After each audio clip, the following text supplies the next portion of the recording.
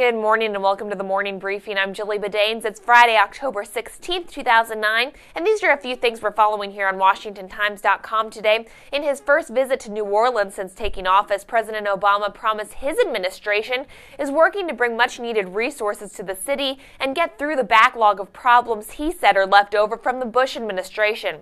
Of course, even away from Washington, he still reminded Louisiana residents of the battle he faces back here inside the Beltway and promised health care reform would pass this year. Today it's on to Texas, where the president will join up with former President George H.W. Bush to urge citizens to volunteer. Last month, 200 Taliban insurgents attacked a military post in Afghanistan, killing 8 U.S. troops and 2 Afghan soldiers. It was the deadliest single attack in more than a year, but the Washington Times has learned they were warned. U.S. officials told us 3 intelligence reports warned that Taliban insurgents were planning this attack, yet the military didn't send any additional U.S. or Afghan troops to protect the outpost.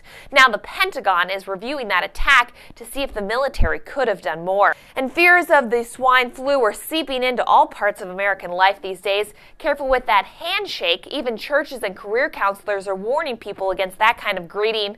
Now, one hand sanitizer manufacturer told us they're even worried they won't be able to churn out supplies fast enough to meet public demand. Well, that's the news for now. Thanks for watching. Stay logged on to WashingtonTimes.com for these stories and your continuous news updates. Have a great weekend, and we'll see you right back here next week.